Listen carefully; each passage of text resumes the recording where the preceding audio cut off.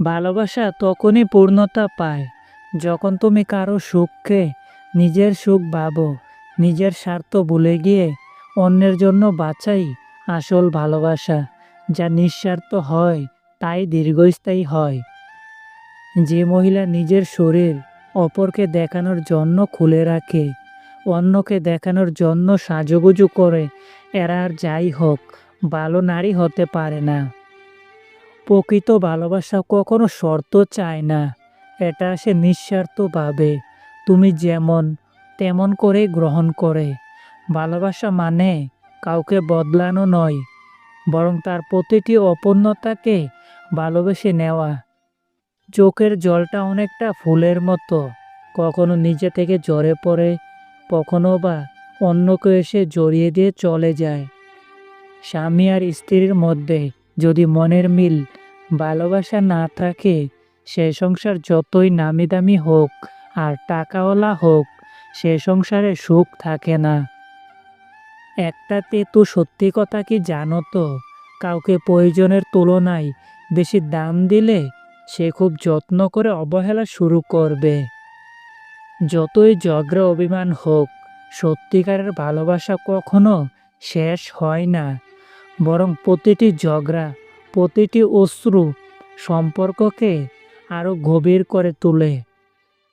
যে তোমাকে দেখার জন্য কখনো ছুটে আসেনি, যে তোমাকে পাওয়ার জন্য কখনো পাগলামি করেনি, মনে রেখো, তোমাকে হারাবার ভয় তার নেই। খুব তাড়াতাড়ি রেগে যাওয়া মানুষগুলোর মনে অনেক ভালোবাসা থাকে, কিন্তু সেটা সবাই বুঝতে পারে না।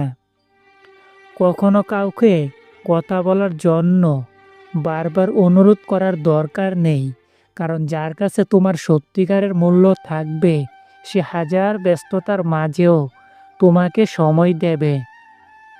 বিশ্বাস ভাঙতে নয়, গড়তে শেখো। কথা দিতে নয়, রাখতে শেখো।